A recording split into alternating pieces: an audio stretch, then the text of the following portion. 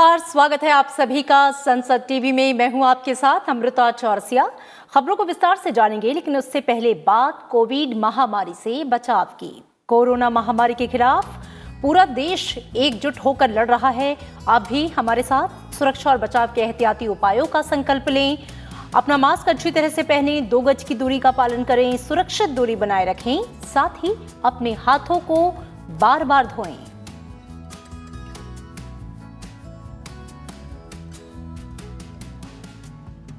और आइए बुलेटिन की शुरुआत करते हैं हेडलाइंस के साथ।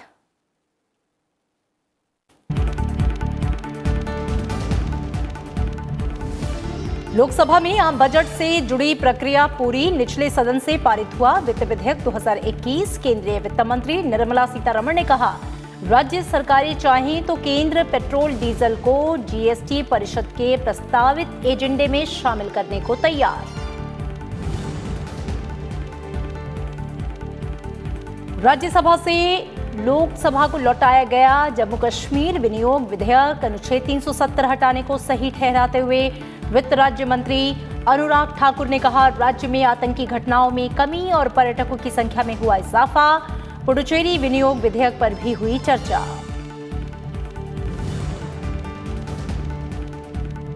राष्ट्रीय राजधानी राज्य क्षेत्र शासन संशोधन विधेयक पर राज्यसभा में गतिरोध। कांग्रेस और आम आदमी पार्टी के सदस्यों ने बाधित की उच्च सदन की कार्यवाही। बार बार स्थगन के बाद कार्यवाही कल सुबह 10 बजे तक के लिए स्थगित।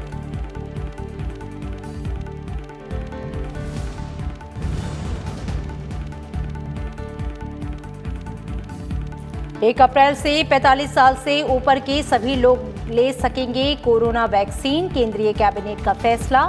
स्वास्थ्य मंत्री डॉक्टर हर्षवर्धन ने कहा, देश में तेज गति से जारी है कोविड टीकाकरण अभियान।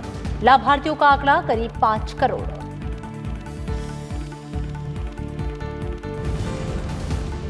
असम के लिए बीजेपी का संकल्प पत्र जारी, राज्य को बाढ़ मुक्त बनाने और युवाओं को रोजगार देने का वादा। पश्चिम बंगाल में अमित शाह ने राज्य सरकार पर केंद्र की कल्याणकारी योजनाएं अटकाने का लगाया आरोप।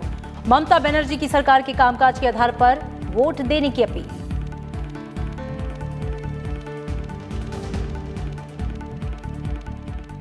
लोकसभा से आज वित्त विधेयक 2021 पारित हो गया। वित्त विधेयक को मंजूरी के साथ ही लोकसभा से आम बजट 2021-22 से जुड़ी जो प्रक्रिया है वो पूरी हो गई। वित्त विधेयक पर हुई चर्चा का जवाब केंद्रीय वित्त मंत्री निर्मला सीतारमण ने दिया। उन्होंने कहा कि वित्त विधेयक में टैक्स को तार्किक और सरल बनाने का प्रयास किया गया है, साथ ही आयकर की दरों में बदलाव नहीं किया गया है। उन्होंने कहा कि खुद प्रधानमंत्री नरेंद्र मोदी इस पक्ष में नहीं थे कि कर बढ़ाकर जनता पर बोझ लादा जाए, इसलिए बजट में करों को पहले जैसा ही बनाए रखने का प्रयास किया गया। इस दौरान उन्होंने कहा कि अगर राज्य सरकारें चाहें तो वे पेट्रोल और डीजल को जीएसटी के दायरे में लाने के एजेंडे को जीएसटी परिषद की बैठक में शामिल करने को तैयार हैं। मंत्री के जवाब के बाद लोकसभा ने कुछ सदस्यों के कटौती प्रस्तावों को अस्वीकार करते हुए और कुछ सरकारी संशोधनों को स्वीकार करते हुए ध्वनिमत से विधेयक को मंजूरी दे दी। So if I collect 100 rupees out of taxing petrol or diesel, of the 100 rupees, 41% goes to the states. So everything that I tax will have to be also given, so long as, of course, it's not a cess or a surcharge. So fuel tax that the center does is shared with the states. But the long and short of it, center also taxes, state also tax, and if there is this concern, and rightly members have a concern about fuel tax and why not come into GST, I would honestly think, based on today's discussion, many of the states would be watching this, and in the next GST Council, if that discussion comes up, I'll be glad to have it on the agenda and discuss it. I have no issues. Let the states come and discuss it. It has to be taken as a call there. Rajya Sabha में आज केंद्रीय budget से जुड़े विनियोग विधेयक पर चर्चा हुई। इसके साथ ही सदन में 2021-22 के लिए जम्मू कश्मीर और पुडुचेरी के बजट और उससे जुड़े विनियोग विधेयक पर चर्चा हुई। ये सभी चर्चा का जो है वो सारी एक साथ हुई हैं। चर्चा का जवाब केंद्रीय वित्त मंत्री अनुराग ठाकुर ने दिया है। केंद्रीय मंत्री के जवाब के बाद से इन सभी से जुड़े विचार और लौटाए जाने के प्रस्ताव को सदन ने मंजूर किया। इन विधेयकों को लोकसभा से पहले ही मंजूरी मिल चुकी है। चर्चा का जवाब देते हुए वित्त राज्य मंत्री अनुराग ठाकुर ने कहा कि जम्मू कश्मीर में केंद्र सरकार ने विकास की प्रक्रिया को गति दी है। राज्य में केंद्रीय योजनाओं का लाभ दिया जा रहा है। अनुच्छेद 370 हटाने को सही ठहराते हुए उन्होंने कहा कि राज्य में आतंकवादी घटनाओं में कमी आई है और पर्यटकों की संख्या में इजाफा हुआ है। सदन में आंकड़े गलत दिए जाएं, जितना उद्योग वहां पर लगा वो अटल जी की देन है, भारतीय जनता पार्टी की देन है। कश्मीर को आगे ले जाने का काम उन्होंने किया और कश्मीर के लोग भी सदा मानते थे कि अगर कश्मीर का हित कोई सोचता है तो अटल बिहारी वाजपेयी सोचते हैं, और उसके बाद अगर उतना ही विश्वास किसी और में है तो नरेंद्र मोदी जी की सरकार में उनको दिखता है। और अगर सदन में आंकड़े गलत दिए जाएं तो माननीय सांसद महोदय को कहना चाहता हूं, आप कृपया करके जांच कर लीजिए। गोली की घटनाएं भी, पथराव की घटनाएं भी और सीमा पार से सब कुछ होने का कमी आई है सर, तो अनुच्छेद 370-35 के जाने के बाद आई, क्योंकि नरेंद्र मोदी की सरकार ने डिलीवर करने का काम किया है। राज्यसभा में आज राष्ट्रीय राजधानी राज्य क्षेत्र शासन संशोधन विधेयक 2021 अवरोध की वजह से कई बार जो है वो बाधित हुई। अवरोध की वजह से केंद्रीय गृह राज्य मंत्री जी किशन रेड्डी ने विधेयक को विचार और पारित करने का प्रस्ताव किया। कांग्रेस और आम आदमी पार्टी के सदस्यों में विधेयक का विरोध किया गया। इन दलों के सदस्यों का कहना था कि ये एक चुनी हुई सरकार के अधिकारों को छीनने वाला विधेयक है। कांग्रेस और आम आदमी पार्टी के सदस्य आसन के करीब आकर अवरोध पैदा करने लगे। कई बार स्थगन के बाद भी हालात में बदलाव नहीं होने पर सदन की कार्यवाही बुधवार सुबह 10 बजे तक के लिए स्थगित कर दी गई। ये विधेयक लोकसभा से कल पारित हुआ था।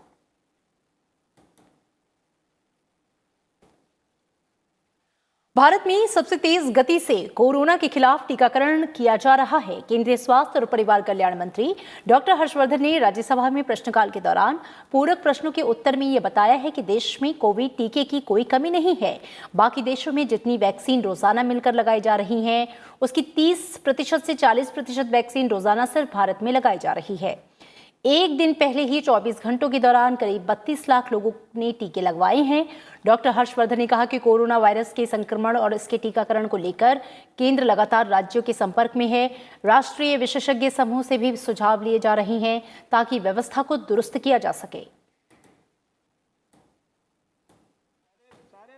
आज सुबह तक सर 4 करोड़ और 85 लाख लगभग लोग जो है भारत में वैक्सीन की डोज ले चुके हैं, यानी इतनी डोजेज। और कल में सर, कल लास्ट 24 आवर्स में 32,53,095 यानी 53,095 लोगों ने कल में सर वैक्सीनेशन लिया।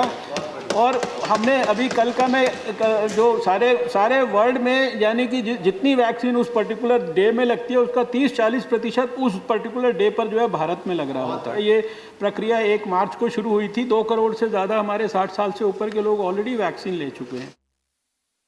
कोरोना वैक्सीनेशन अभियान को लेकर केंद्र सरकार ने 2 बड़े फैसले लिए हैं। प्रधानमंत्री नरेंद्र मोदी की अध्यक्षता में हुई केंद्रीय कैबिनेट में यह फैसला लिया गया कि 1 अप्रैल से देश में वैक्सीनेशन का दायरा बढ़ाया जाएगा। 1 अप्रैल से 45 साल से अधिक उम्र के हर नागरिक को कोरोना की वैक्सीन लग सकेगी, चाहे वो गंभीर बीमारी से पीड़ित हो या नहीं। अभी तक 60 साल से अधिक उम्र के हर व्यक्ति को वैक्सीन लगाई जा रही थी और 45 साल से ऊपर के उन लोगों को वैक्सीन लगाई जा रही थी जो कि गंभीर बीमारी से पीड़ित थे। ये कि 1 अप्रैल के बाद 45 से ऊपर कोई भी हो जिसको बीमारी है या नहीं है, सबको वैक्सीन उपलब्ध होगा। के लिए उसे अब कोई दाखिला लाने की, सर्टिफिकेट लाने की जरूरत नहीं है।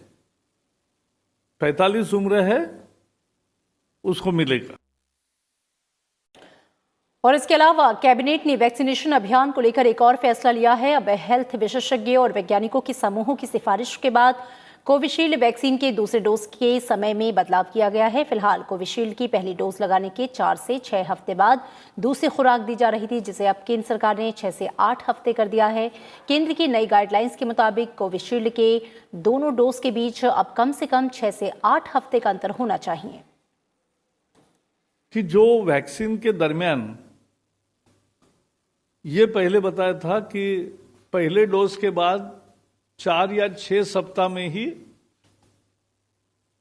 वैक्सीन लेना चाहिए, दूसरा डोज। लेकिन अब वैज्ञानिकों ने पाया है कि कोविशील्ड का डोज 4 से 8 सप्ताह के दरमियान लेना ठीक है, यानी 8 सप्ताह तक उसका अंतर बढ़ा सकते, उसका लाभ ही है। कोविशील्ड की 2 खुराकों के बीच अंतर बढ़ाने को लेकर सरकार के फैसले पर एम्स के कोविड सेंटर के प्रमुख डॉक्टर राजेश मल्होत्रा से बात की हमारे संवाददाता अरुणा ठाकुर ने। जो इंक्रीज्ड टाइम है फ्रॉम 4 to 6 to 4 to 8, इन 2 हफ्तों में ऐसा क्या होगा? बिकॉज एंटीबॉडीज की जब हम बात कहते हैं तो 14 दिन कहते हैं एक बनने की, तो इन 2 हफ्तों में ऐसा क्या होगा साइंटिफिकली आप बताइए कि जिसमें एंटीबॉडीज ज्यादा बनेंगी या पहले 100% नहीं बन रही थी?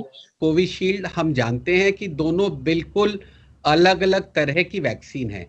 कोवैक्सीन जो है वो किल्ड वायरस है।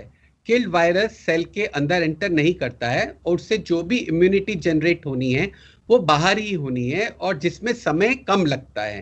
क्योंकि जो हम कोविशील्ड की बात करते हैं उसमें हम एक, आपको मालूम होगा कि वो चिंपैंजी के एडिनो वायरस में स्पाइक प्रोटीन लगाते हैं। ये वायरस सेल के अंदर एंटर करता है, तो वो इम्यूनिटी जो जनरेट होनी है वो एक सेल के अंदर जो एंटीजन प्रेजेंट है उसके अगेंस्ट होनी है। उसके लिए इसको एक्स्ट्रा समय चाहिए, एक्स्ट्रा 2 हफ्ते चाहिए। तो ये सोचने की बात नहीं है कि कोवैक्सीन में 2 हफ्ते का समय कम क्यों है और कोविशील्ड में 2 हफ्ते का समय ज्यादा क्यों है, क्योंकि ये दोनों कंप्लीटली अलग अलग तरह की वैक्सीन हैं। प्रधानमंत्री नरेंद्र मोदी का यह मानना है कि दुनिया ने कोरोना के समय में भारत की क्षमता को देखा है। प्रधानमंत्री ने आज दिल्ली में बीजेपी संसदीय दल की बैठक को संबोधित किया। इस दौरान उन्होंने कोविड काल के अनुभव को साझा करते हुए कहा कि कोरोना कालखंड लॉकडाउन का 1 वर्ष पूरा होने जा रहा है। प्रधानमंत्री ने इस 365 दिनों में 110 विदेशी राष्ट्राध्यक्षों के साथ बैठक करने को एक बड़ी उपलब्धि बताया है। उन्होंने कहा कि ये कितनी बड़ी बात है कि दूसरे देश के लोग भारत से कभी दवाई कभी वैक्सीन मांगते हैं। इससे भारत का सामर्थ्य कोरोना कालखंड में बढ़ा है। भारत के 135 करोड़ लोगों ने अपनी ताकत दिखाई है। बीजेपी संसदीय दल की बैठक में वित्त मंत्री निर्मला सीतारमण ने बजट की विशेषताओं के बारे में बताया। वहीं विदेश मंत्री एस जयशंकर ने भी कोरोना के दौरान भारत की वैक्सीन कूटनीति के बारे में जानकारी दी। प्रधानमंत्री जी ने कहा कि मैं मानता हूं जिसमें भारत के सामर्थ्य का साक्षात्कार हुआ उन दिनों। ये कितनी बड़ी बात है कि दूसरे देशों के लोग भारत से कभी दवाई मांगते हैं, कभी वैक्सीन मांगते हैं और इससे भारत का सामर्थ्य इस कोरोना कालखंड में भी बढ़ा है। भारत के 135 करोड़ लोगों ने अपनी ताकत दिखाई है। सेवा के माध्यम से किसी को भूखा नहीं सोने दिया और कोरोना को पराजित करने के लिए 135 करोड़ लोग खड़े हो गए। ये कितनी बड़ी बात थी।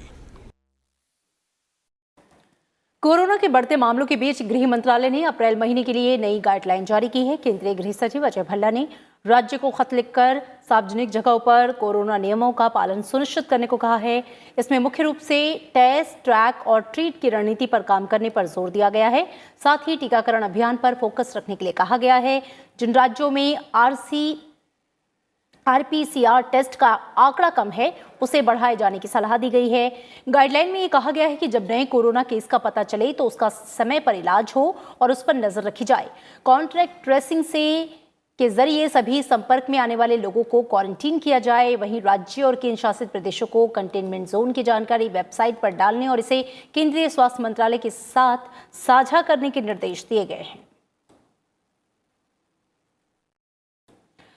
देश में तेजी से वैक्सीनेशन अभियान जारी है और आंकड़ा धीरे धीरे 5 करोड़ तक पहुंच रहा है। स्वास्थ्य मंत्रालय के मुताबिक सोमवार तक 4,84,94,000 से ज्यादा लोगों को वैक्सीन की खुराक दी जा चुकी है। स्वास्थ्य मंत्रालय के मुताबिक 60 वर्ष से अधिक आयु के 2 करोड़ से अधिक लाभार्थियों को टीका लगाया जा चुका है।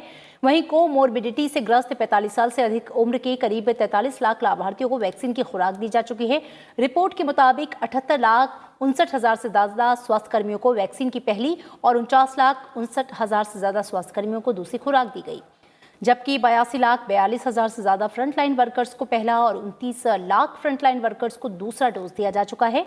और इसी बीच देश के 10 राज्यों में अभी भी कोरोना के दैनिक नए मामलों में बढ़ोतरी जारी है। देश में फिलहाल 3,45,377 सक्रिय मामले हैं। इनमें से 75.15% मामले जो हैं वो 3 राज्यों महाराष्ट्र, केरल और पंजाब से हैं। इसमें महाराष्ट्र का हिस्सा 62.71% है। हालांकि देश में ठीक होने वालों की जो संख्या है वो 1,12,00,000 के करीब पहुंच गई है।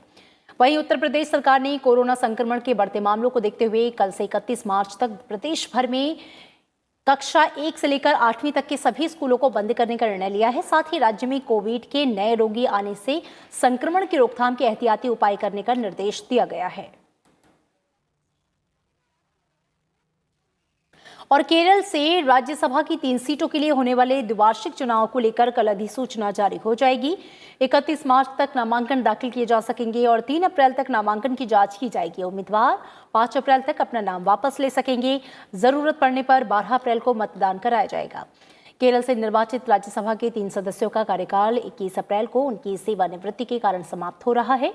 इन सदस्यों में इंडियन मुस्लिम लीग, IUML के अब्दुल वहाब, भारतीय कम्युनिस्ट पार्टी CPI के नेता KK रागेश और कांग्रेस सांसद VLR रवि शामिल हैं।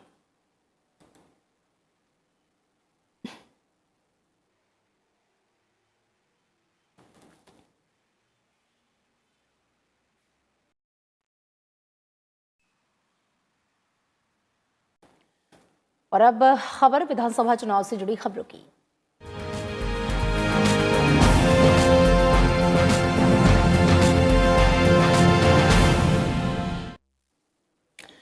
पश्चिम बंगाल विधानसभा चुनाव के 5वें चरण की अधिसूचना जारी होने के साथ ही आज से नामांकन प्रक्रिया की जो है वो शुरुआत हो गई। 5वें चरण के तहत राज्य की 45 विधानसभा सीटों के लिए 17 अप्रैल को मतदान होगा।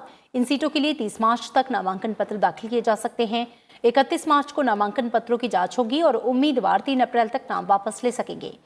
वहीं चौथे चरण की 44 सीटों के लिए नामांकन दाखिल करने का काम भी आज शाम पूरा हो जाएगा। कल इन सीटों के लिए पर्चा भरने वाले उम्मीदवारों को नामांकन पत्रों की जांच की जाएगी। चौथे चरण के चुनावी मुकाबले से पीछे हटने के लिए उम्मीदवार 26 मार्च तक अपना नाम वापस ले सकते हैं। पश्चिम बंगाल विधानसभा की 294 सीटों के लिए कुल 8 चरण में चुनाव कराया जाना है। इसके लिए 27 मार्च से 29 अप्रैल के बीच वोटिंग होगी और वोटों की गिनती 2 मई को की जाएगी।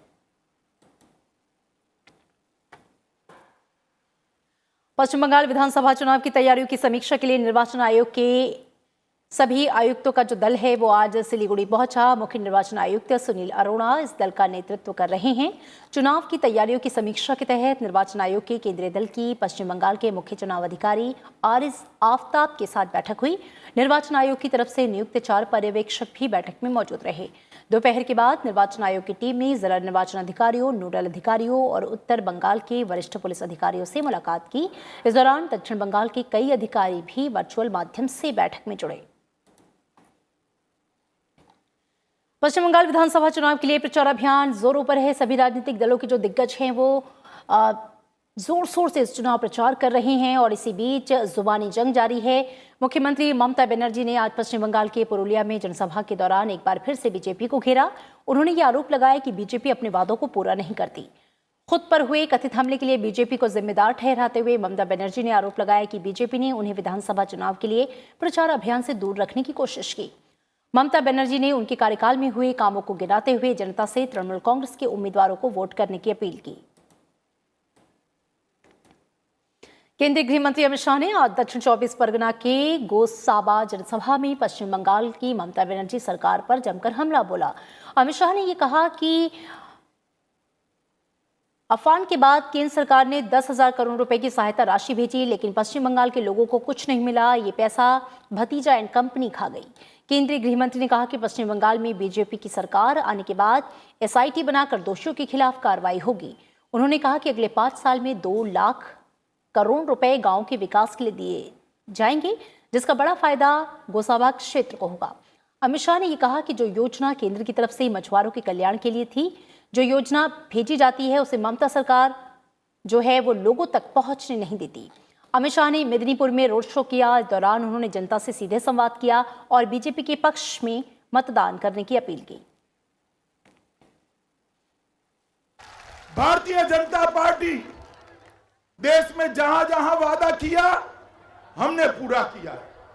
हर गरीब के घर में शौचालय पहुंचाया, हर गरीब के घर में बिजली पहुंचाई, हर गरीब के घर में गैस का सिलेंडर पहुंचाने का काम ये भारतीय जनता पार्टी की सरकार ने किया। और दीदी ने गत चुनाव में अपने घोषणा पत्र में 282 वादे किए थे, उसमें से 82 भी पूरे नहीं कर दी। एक और मोदी जी ने गरीब के विकास के लिए 115 स्कीम बनाई है। दीदी ने गरीबों को लूटने के लिए 115 स्कैम बनाए हैं, स्कैम बनाए। गरीबों का पैसा ये कट मनी वाले ले जाते हैं, ये बंद करने का काम भारतीय जनता पार्टी की सरकार करेगी। बीजेपी ने पश्चिम बंगाल विधानसभा चुनाव के लिए आज 13 उम्मीदवारों की एक और सूची जारी की है। पार्टी की केंद्रीय चुनाव समिति ने इन नामों को मंजूर किया। पार्टी ने 5वें चरण के लिए 3, छठे चरण के लिए 5, 7वें चरण के लिए 2 और 8वें चरण के लिए 3 उम्मीदवारों के नामों का ऐलान किया। बीजेपी ने पश्चिम बंगाल की बालूरघाट विधानसभा सीट के लिए अर्थशास्त्री अशोक लाहिरी को उम्मीदवार बनाया, जबकि नीरज तमांग जिम्बा दार्जिलिंग विधानसभा क्षेत्र से चुनाव मैदान में उतरेंगे। कलिम्पोंग से सुभा प्रधान और बगदा से विश्वजीत दास को प्रत्याशी बनाया गया।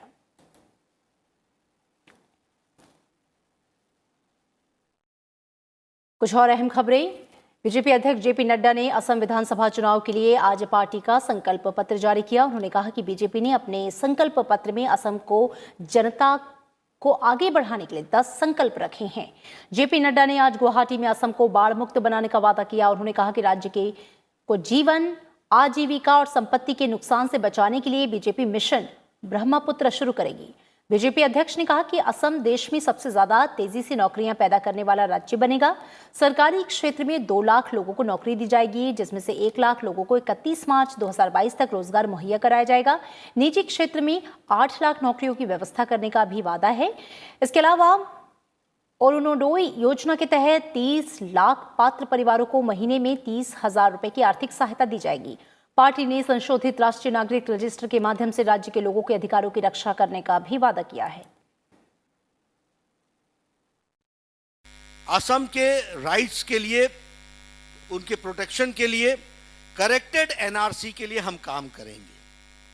और जब हम करेक्टेड एनआरसी के लिए बात करते हैं तो उसमें जो मैंडेट सुप्रीम कोर्ट के द्वारा नेशनल रजिस्टर ऑफ सिटीजनशिप है, उसमें हम प्रोटेक्ट करेंगे जेन्युइन इंडियन सिटीजन्स को, और हम इन्फिल्ट्रेटर्स को उसमें हम डिटेक्ट करेंगे। इसके लिए हम प्रयासरत होंगे ताकि सही मायने में असम का रहे। केरल विधानसभा चुनाव को लेकर कांग्रेस के पूर्व अध्यक्ष और वायनाड से लोकसभा सांसद राहुल गांधी ने आज भी कई सभाएं की।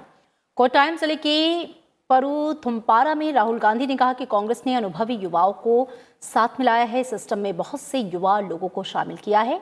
उन्होंने कहा कि यूडीएफ से चुने जाने वाले विधायकों की मानसिकता, ऊर्जा और विचार अलग होंगे।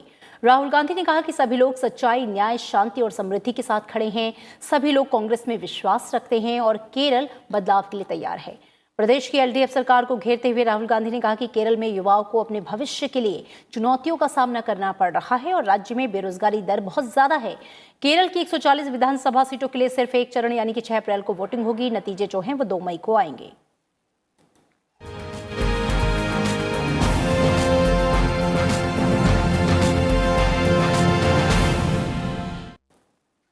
कुछ और खबरें। भारत ने अफगानिस्तान में चल रही शांति प्रक्रिया का समर्थन किया है और ये कहा है कि अफगानिस्तान की जनता ने जो कुछ भी हासिल किया उससे और आगे बढ़ाना चाहिए। भारतीय नेतृत्व की तरफ से अफगानिस्तान के विदेश मंत्री को आज ये बताया गया। अफगानिस्तान के विदेश मंत्री मोहम्मद हनीफ अतमार ने आज दिल्ली में राष्ट्रीय सुरक्षा सलाहकार अजित डोभाल और विदेश मंत्री एस जयशंकर से मुलाकात की।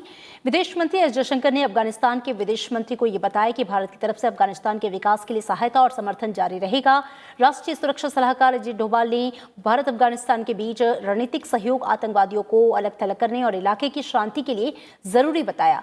अफगानिस्तान की विदेश मंत्री फिलहाल भारत के दौरे पर हैं।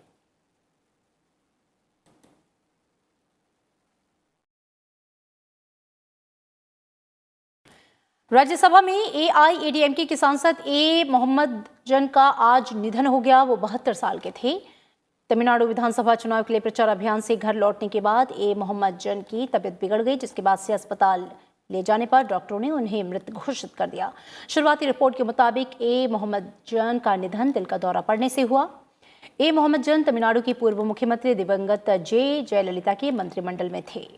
उपराष्ट्रपति और राज्यसभा के सभापति एम वेंकैया नायडू ने एआईएडीएमके के सांसद ए मोहम्मद जन के निधन पर शोक जताया और कहा कि मोहम्मद जन एक सक्षम सांसद और राष्ट्रवादी थे। सरल और मिलनसार नेता के रूप में उन्होंने निस्वार्थ भाव से देश की सेवा की।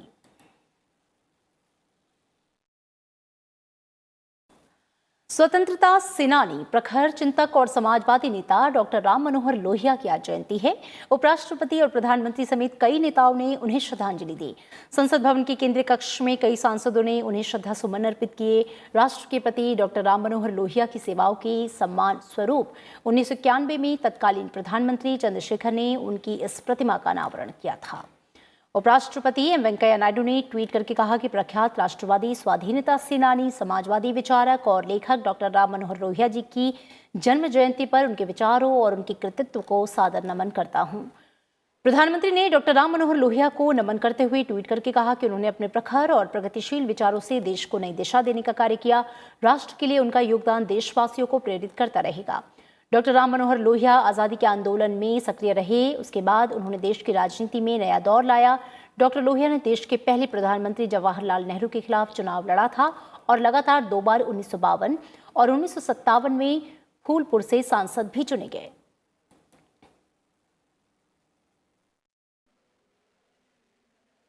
देश के खातिर अपने प्राणों को न्यौछावर करने वाले शहीद भगत सिंह, सुखदेव और राजगुरु को आज ही के दिन 1931 में फांसी दी गई। इस दिन को पूरा देश शहीद दिवस के रूप में मना रहा है। राष्ट्रपति और प्रधानमंत्री ने शहीद दिवस पर उन्हें नमन किया है। उपराष्ट्रपति एम वेंकैया नायडू ने इन महान विभूतियों को श्रद्धांजलि देते हुए ट्वीट करके कहा, हमारी आज़ादी आपके महान बलिदान की पावन विरासत है। राष्ट्र निर्माण के लिए हमारे यथा सामर्थ्य प्रयास अमर शहीदों की पावन स्मृति से हमारी विनम्र श्रद्धांजलि होगी। प्रधानमंत्री नरेंद्र मोदी ने ट्वीट करके कहा कि आजादी के क्रांति दूत अमर शहीद वीर भगत सिंह, सुखदेव और राजगुरु को शहीदी दिवस पर शत शत नमन। मां भारती के इन महान सपूतों का बलिदान देश की हर पीढ़ी के लिए प्रेरणा का स्रोत बना रहेगा। और फिलहाल खबरों में इतना ही। आगे देखिए हमारा खास कार्यक्रम देश देशांतर में जल प्रबंधन और नदियों को जोड़ने की परियोजना। और इसी के साथ इस बुलेटिन में फिलहाल इतना ही, लेकिन चलते चलते एक बार फिर आपसे अपील, कोरोना महामारी के खिलाफ पूरा देश एकजुट होकर लड़ रहा है। आप भी हमारे साथ सुरक्षा और बचाव के एहतियाती उपायों का संकल्प लें। अपना मास्क अच्छी तरह से पहनें, 2 गज की दूरी का पालन करें, सुरक्षित दूरी बनाए रखें, साथ ही अपने हाथों को बार बार धोएं।